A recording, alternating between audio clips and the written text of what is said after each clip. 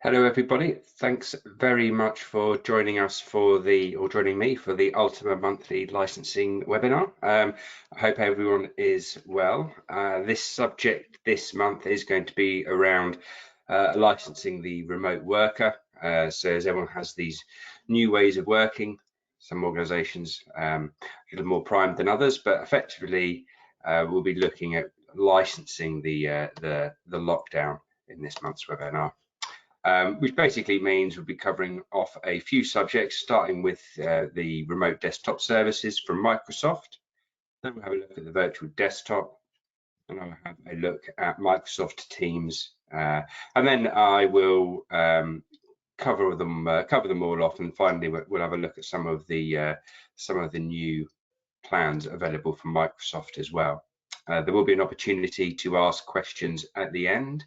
So if you do have some, feel free to put them down in the questions section, and I'll cover them off as we go, or cover them off at the end.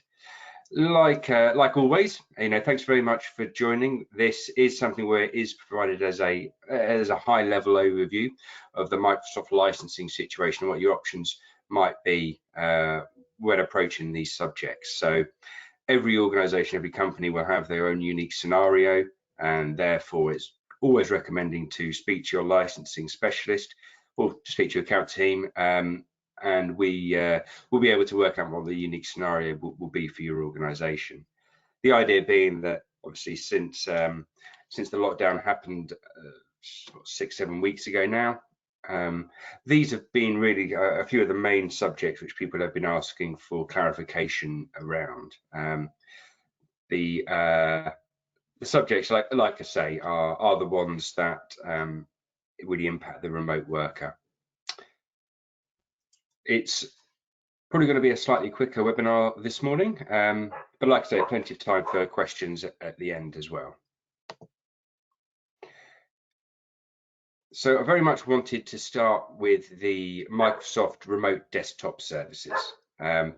Again, this is something that has been around, as most people are well aware, from Microsoft regarding their RD session hosts, formerly used to be terminal services. But effectively, the RDS functionalities of Windows Server can provide the look and feel of like a desktop virtual machine. So you have that Windows desktop experience for the users, for those users who remotely accessing Windows Server kind of across a network. So remote desktop services, RDS, isn't access to a client desktop. It actually enables like a company to a single point of installation where users can access a Windows Server where you're remotely running your desktop application, so you can save files and you use network resources, and it will look like that kind of hosted GUI, that user interface.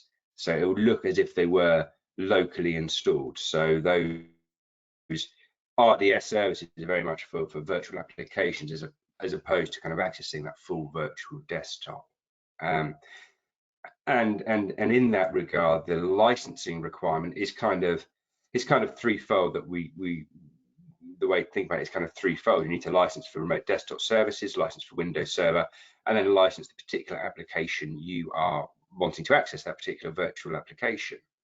So there may be a situation, as most organizations have got existing licensing. So when we start looking at, well, are we set up for RDS?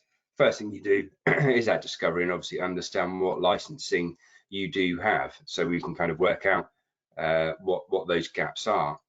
Similarly, when it comes to licensing for remote desktop services, that is a server and CAL model. So this is where you would either license it on a per user or per device basis, and every user or every device who accesses those network services or those virtual applications would need a RDS CAL. And that's not to say they would also need to make sure they've got their standard Windows Server CAL, and then you need to license that host server where that RDS session host is. That Windows Server would need to be licensed as well. The final piece is the application licensing. So, for example, Office Standard, Office Professional, if that was the application being virtualized, then every single user or device, because application license is very much device based, every single device would have to have a license. So for example, if you are just running Office Standard on that centralized server, you don't just license that server and everyone can get access to that.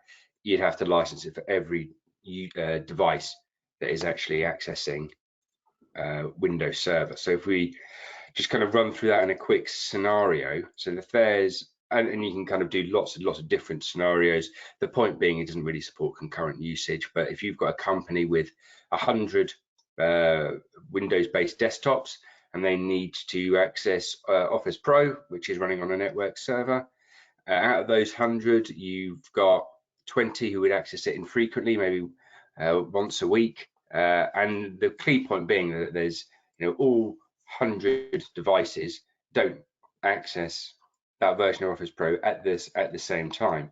What would be the licensing requirement for that? Pretty straightforward. So that would be 100 RDS CALs, device-based CALs needed. And despite the fact that all 100 never access at the same time, does not support concurrency.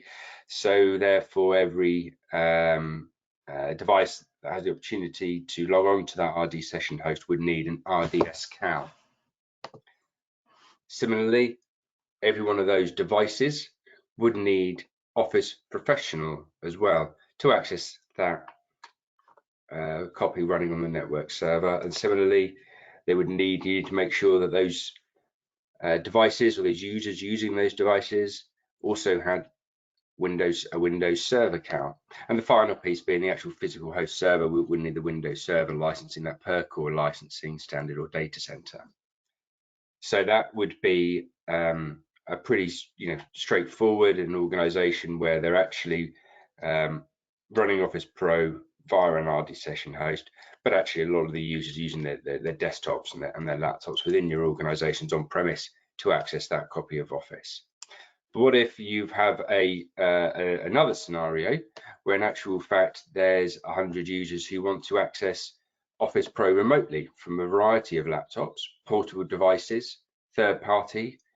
This is slightly different. So this is the idea that actually this organization has now had to enable home working. So they've given their users some of their company laptops. Some of the users are going home and using their home devices or third-party loan devices that they've potentially been given, some portable devices which they've been given. So this is also kind of covering off the concept of, well, where does software assurance come into this? And this whole idea, the whole concept is that, software assurance is the software assurance that gives you the roaming use rights on the applications, for example, on Office. So although you couldn't install Office Pro, for example, on your on a third-party device, perhaps your partner's device or something like that, when you're working from home, you don't have those install rights, but you can absolutely still access, if you are covered with Office Pro with software assurance, you can absolutely cover those devices. So as you can see, really the key point in this scenario being, it's very similar to the other one, but the Office Professional, the application would need to have active software assurance. If it's not the user's primary device, now they would need to have software assurance to get those roaming rights for access to that virtual copy of Office Professional running on their RD session host. So it could, I've used Office Pro here, very important distinction. Office Pro is very much a different product from Office Standard. So you might think, well, if this scenario had Office Standard, for example, you might think, well, I've got Office Professional, which is a higher edition than that. So can I access Office Standard? No, you can't. They're two very different products. Same question if it was Project, if it was Visio. So that's kind of important to recognise as well. But yes, you need to buy the RDS CALs, but you also need to make sure you've got the right level of application licensing as well. The chances are, if it's a user and they're using, whether they're in the office using a laptop, they're taking that same laptop home, that's their primary device, or whether they're actually using they've got a desktop at the office. Now they've been sent home, they're using a laptop, could be a company laptop, a personal laptop, a third party. Then you need to make sure you have active software assurance.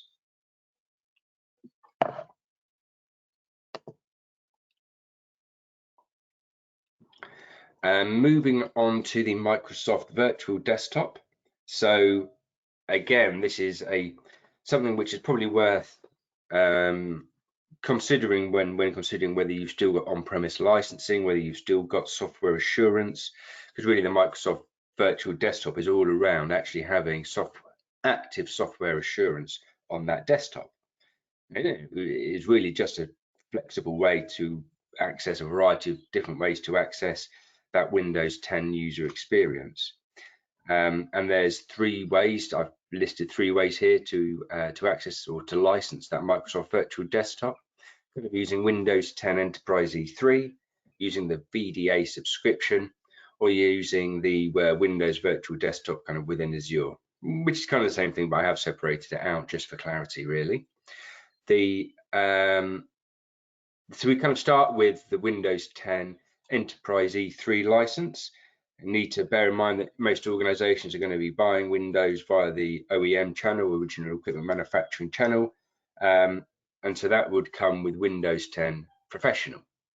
Now, in actual fact, if you were to buy Windows 10 via OEM only, and you can run Windows locally on a licensed device in a virtual operating system environment, but the key point is it does not provide use rights for Windows running remotely in a virtual operating system environment.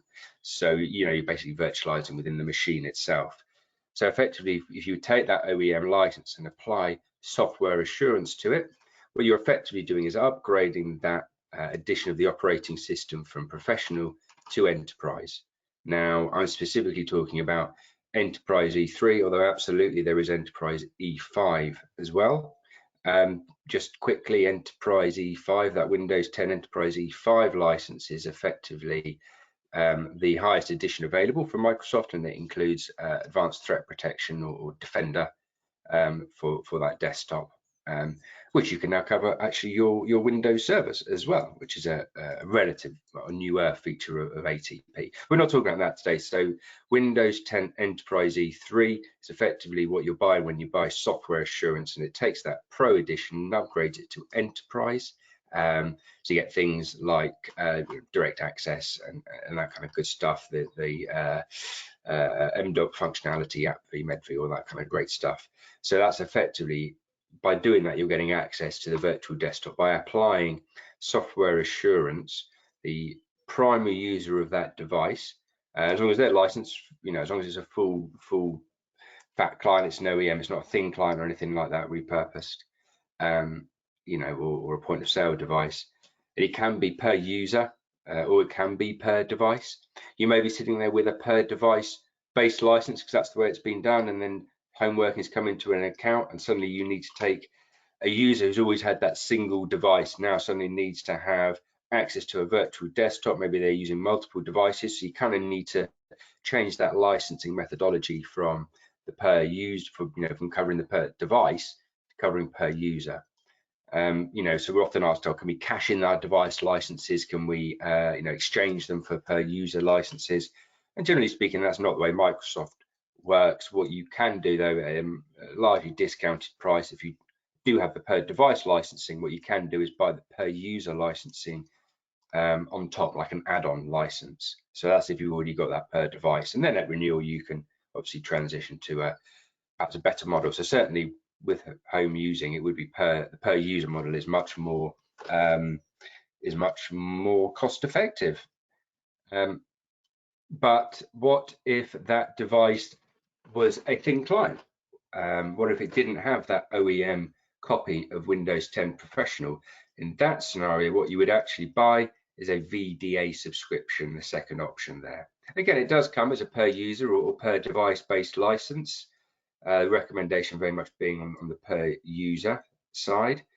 So there's no device requirements as in regards to, you doesn't have to, it's not upgrading Professional to Enterprise like the software assurance is with the first option.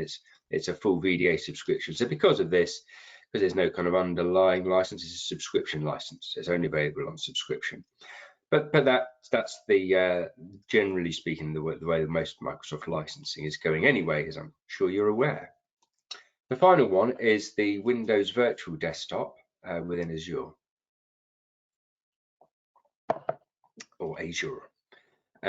So this is effectively a desktop running within Azure, but if you've got active software assurance or a VDA subscription, what you can actually do is offset that cost of that virtual machine running in Azure. You're still going to pay the base compute and kind of storage costs within Azure, which will come through as a standard kind of monetary commit level, but you would be able to run that desktop and have that virtualization service actually running in Azure, and then all your users can access that, whether it's Windows 7 or Windows 10.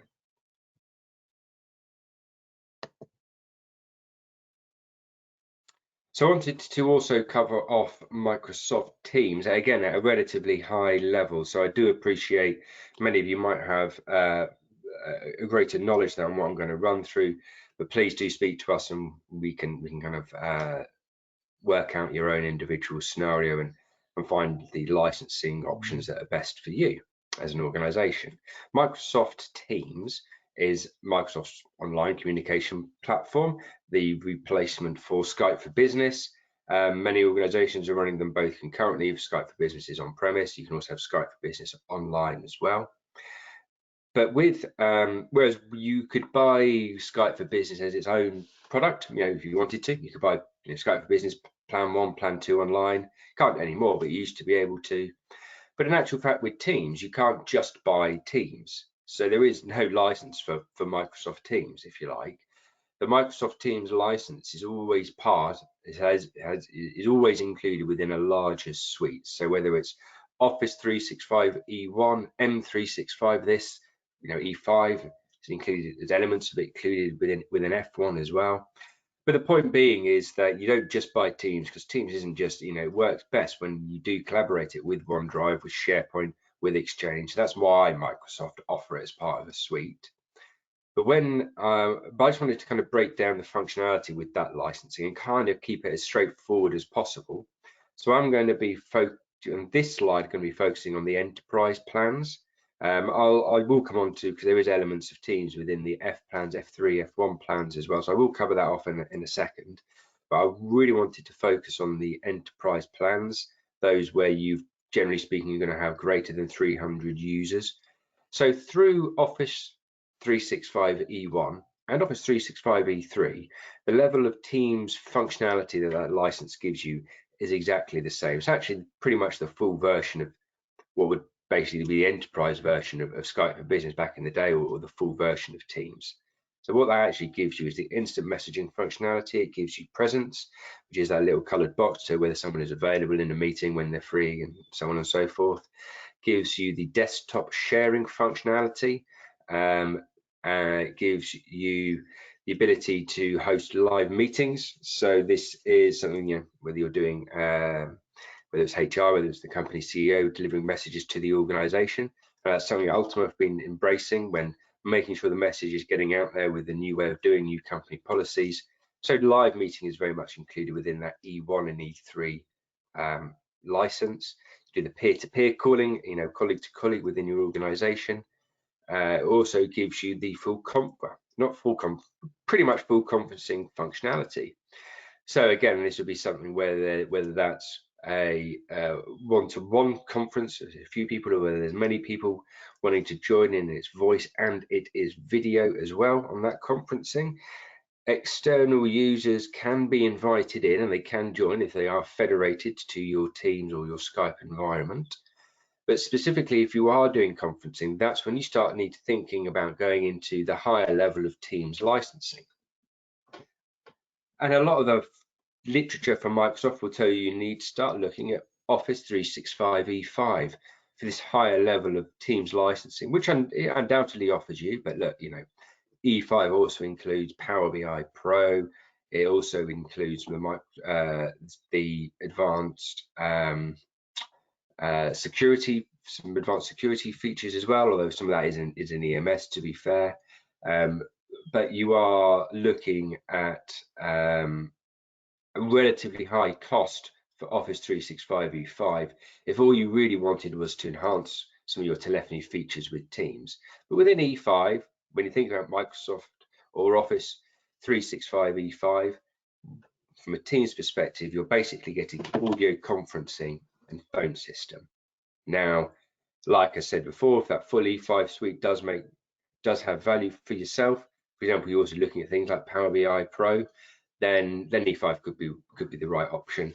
Otherwise, you're looking to buy those individual components or add-ons, which I've kind of put on the final slab there. There are a variety of add-ons, and I will kind of run through them now. I've listed them out, and we'll kind of run through them one by one. First thing I would say is that I've not included Business Voice on here. I know there's several organizations have started to look at Business Voice. The reason I've not included it specifically on this is because it is only applicable to organizations underneath 300 users. It's also not really an add-on as well, but then again, you would argue Meeting Room's not really an add-on either. I get ahead of myself. So the options for the add-ons, the first one there is audio conferencing, which is pretty much exactly what it sounds like. So if you were to buy an audio conferencing license for an individual, that individual generally be the one who is then creating the audio conference, and that means that they can start including some dial-in options for users who are outside of your organization, or for users inside the organization, but they just need to dial in, whether that's because of an issue of connectivity with Teams, or they've got a laptop, they just want to dial in using a phone. And it does provide those toll-free numbers, and so you would give the audio conferencing functionality to users who are creating that meeting. When they create the meeting, when that meeting invite is created, there will be, the numbers will be in there, dial-in option numbers from around the country or from different countries. Again, we can start looking at what those toll numbers charges are, and which countries are and are not available, but obviously all of the UK is. The second add-on there is, and I'm not really going into the pricing as well too much, but again, please contact us if you want to work out what the costing is for this type of stuff. Next one up there is phone system. So again, that is the full kind of cloud PBX to manage those incoming and outgoing calls. So anyone who is using actually telephony as a full telephony system, so obviously all incoming and outgoing calls, though, that user would need a phone system add-on license as well.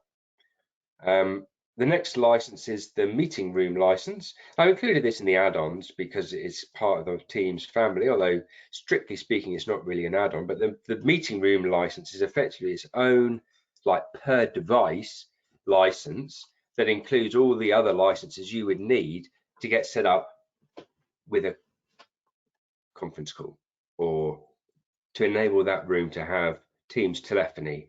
So it includes elements of Skype for Business on premise, but it includes the Teams license, it includes phone system license, it includes the audio conferencing license, also includes things like Intune as well, so you could manage that device.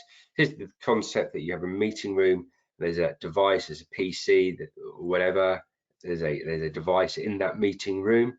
And then you don't need to license the individual users, but you will stand up and walk into that meeting room, and from that meeting room, anyone can kind of set up a meeting and get the full functionality, all of the toll-free numbers and all of the conferencing features. Obviously within that's kind of more within the office scenario, with individuals standing up and walking to a separate room or a separate device that's been allocated for all conferencing, but a cost-effective solution if you didn't want to roll it out, if you were doing a trial and so on and so forth. The communication credits, or toll-free numbers, which is the communication credits. So this is effectively, you would set this up for all people with audio conferencing who are setting up those calls with the toll-free numbers. because there are going to be some charges from some regions, and especially if the individuals want to actually dial out from that conference, dial out someone's mobile and bring them into the conference. That's another feature that you get. What you effectively do is you'd add funds. You set up communication credits, and you'd have like a threshold of funds. You'd set up auto recharge. So effectively, should your balance fall below that threshold, there will be an automatic recharge added on there, and then you will never lose. You're never going to have a call cut out midway. Generally charged set up on the credit card. You don't really prepay too much for the communication. Well, you do kind of prepay, but you have that threshold, but it's not come through as a license under a volume licensing agreement. It's something that you set up through the portal, and again, we can kind of provide full guidance on how to do that. The final piece of the puzzle is the call plans themselves. So if you were doing Microsoft Teams for full telephony, you've got the choice of having domestic call plans or domestic and international call plans. They will have a number of minutes. I think the first one starts at around 120 minutes per user per month. Now they can be shared across the users, but they are reset at the end of every month. So if you have, 100 users, you need to buy 100 domestic call plans, even if any one individual is not going to consume all 120 minutes or 600 minutes or 1200 minutes, and then you start adding international call plans. It's relatively expensive, but we can kind of run through and do that comparison piece as well. But you would effectively need to add on the call plans, local or domestic or international. I think, by the way, so the call plan is going to start around £5 per user per month, give or take. Once you start needing international call plans, you're looking at £17 per user per month plus. But we can, work out the scenario, the costing as is relevant for each individual organisation. Microsoft are offering customers the E1 trial or the Teams trial. Lots of conversations, certainly a few weeks ago, in regards to what Microsoft are doing to support customers. So they are offering these kind of 6-month trial for Teams. But obviously, once organizations have get up and running and using it, the idea is that it becomes so integral to the business. It is a great product. It becomes so integral to the business that they can't remove it. So you will probably qualify for one of these trials. There's the CSP trial. So if there is a 3,000 user limit, but again, it would be a 6-month trial. You need to be set up on the Ultimate CSP platform, for example. So it's all kind of delivered via the partner, and like I say, great the fact there's effectively no user, 3,000 user limit. You might be a fully managed Microsoft customer, and therefore you might qualify for the Office 365 E1 trial, which actually offers an unlimited number of users over those 6 months. It does need approval, but the approval is if you've pretty much got a Microsoft account team, we can get you that approval. Finally, there's the actual free Microsoft Teams trial, where there's no expiration, there's limited users. This is literally only for customers with zero cloud, so talking about no Azure Active Directory presence whatsoever. And there could be no merging of tenants if you're thinking about creating a new tenant to get the free trial and then taking it across after the 6 months expires to that production tenant, if you like. You can't do that. I wanted to cover off, like I mentioned earlier, the fact that Teams is also included within some of the F plans, formerly called the kiosk plans or the K plans. Microsoft have recently changed the name of them as well since the 1st of April. So you used to have Office 365 F1. That was formerly Office 365 K1. That is now Office 365 F3. Look, at still designed for the user who is a light touch user. It's still designed for the person who spends about 20% of their time in front of a PC, I would suppose. Massively reduced inbox if you look at that email. And again, Teams is included, but it is you don't get all of the desktop showing all of those enterprise features within the F plans of Teams. But you do get a vast number of the conferencing facilities still. And Microsoft have introduced new levels. So they've introduced Microsoft F365 F1 and Microsoft 365 F3, which was a rename from F1, but that's effectively where you're including F3 level, that Windows 10 license with the Windows Virtual Desktop rights I kind of covered off earlier. The F1 level does include the Mobility Suite, EMS E3, so that's Intune, and that's the Azure Active Directory Premium Information Protection as well. But you're only really going to be getting things like web apps as opposed to the full version of Office. You're only getting the 2 gig inbox with F3, no inbox, no email at all with the F1 level.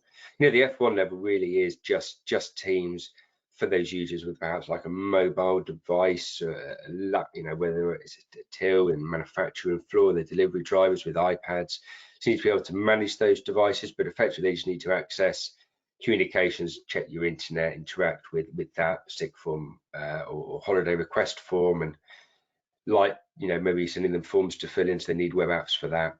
But that, even that user still gets that Teams functionality within the F1 license. So like I said, relatively high level run through there of what Microsoft's remote desktop services are. The fact that that's remote access to remote applications, basically. Then we went on to look at the Microsoft Virtual Desktop, which again, broad brushstrokes, is software assurance on that operating system, on that OEM operating system license. And then we looked at the various ways of licensing Teams and what functionality various levels will give you. And certainly the advice would be to look at a component base level initially. And then we looked a little bit at what Microsoft are doing with the trials, and finally what the new F plans were. This has been recorded, the slides will be made available. Please do contact me with any questions or queries. Like I say, it's all going to be unique for each organization, so please contact myself, your licensing specialist or your account team to learn more. But thank you very much for joining today. Thanks very much for your time.